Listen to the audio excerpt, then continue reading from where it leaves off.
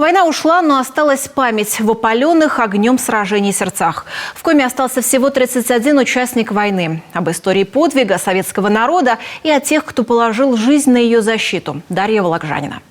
Начало войны Николай Афанасьевич Князев застал в родном селе в Сысольском районе. Из семьи на фронт сначала ушел родной старший брат. Прослужил недолго, погиб в 42-м на Карельском фронте. Следующим в ряды Красной армии призвали Николая Афанасьевича. 17-летний парень бросил учебу и уехал в Архангельскую область на военные сборы. В Архангельске, да, тренировали нас, тревоги, маршруты, по-пластунски, по всякому готовили к фронту, вот и все. Потом отправили на левые береги, на поезд и, как говорят, опять Телятий вагон и на фронт, Третий Прибалтийский фронт в Литве и Латвии.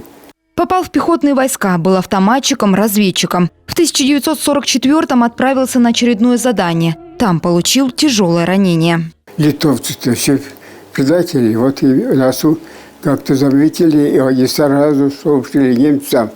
И немцы начали с миномета. Начал а мы там дерево, елка была, там как раз была одна группа налево пойдет, вторая направо, и потом встретимся через час. И потом этот пулемет начал насыпать, и там с танковой пулеметом два мужика здоровые были, сразу убило их, сразу. А нас потом попал я, обе ноги.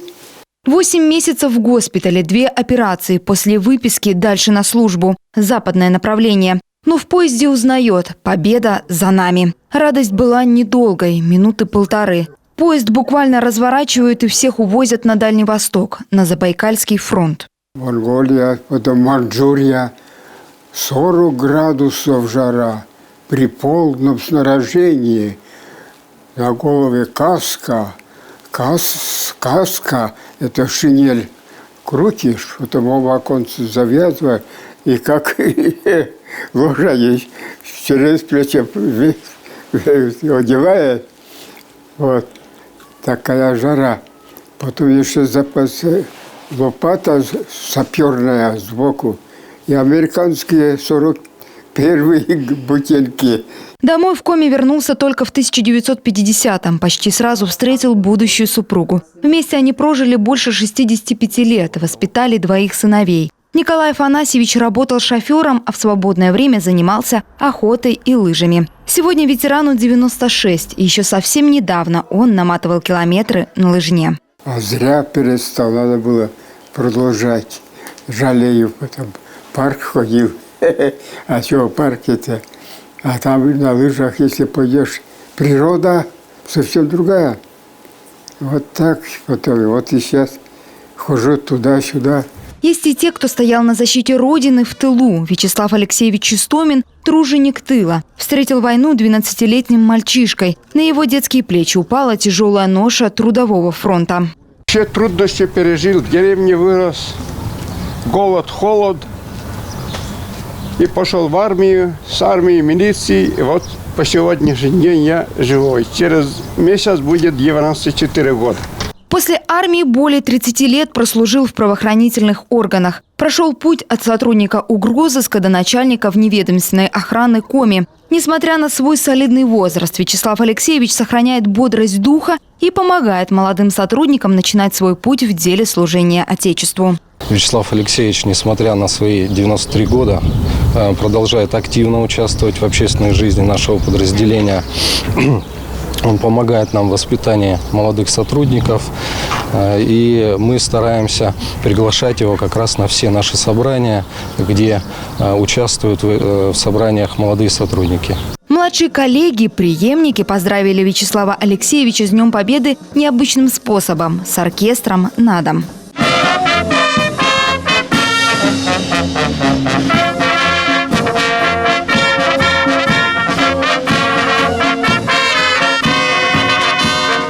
Побывали мы в гостях и у Марии Петровны Есевой, инвалида войны. Она встретила весть о начале Великой Отечественной совсем маленькой девочкой. Ей не было и 10 лет. Жила с семьей в Ровненской области на Украине. Родители были обычными работниками колхоза. Отца призвали почти сразу, осталась мать да сестры. Вспоминать те страшные годы не любит. Стали бомбить. Все как это, бомбы летят, да взрывать, да в лес. Ой, не хочу я это вспоминать. Мне тяжело это вспоминать. Вот я там руку потеряла. Война в жизни Марии Петровны оставила большой отпечаток, но тех, кто пережил страшные 40-е, не сломить. После войны с мамой приехала в Коми. Сначала в Печору, а потом в Сыктывкар. Всю жизнь проработала швеей. Сыктывкар наш, я не знаю, это, считай, моя родина. Я с 51 года только в Сыктывкаре. 5 января, как приехала, в 51 году, так и на работу поступила и вышла на пенсию. Все здесь. Сегодня за столом Мария Петровна собрала самых близких людей, внуков и правнуков, которыми очень гордится. Мы ее очень сильно любим. Она наша единственная из родственников, которая осталась тут. Остальные в других городах. День Победы все наши герои встретили на параде в Сыктывкаре. Вместе со своими семьями они почтили память тех, кто так же, как и они, трудились на благо Родины и ковали победу плечом к плечу. Дарья Вологжанина, Дмитрий Ведерников, телеканал «Юрган».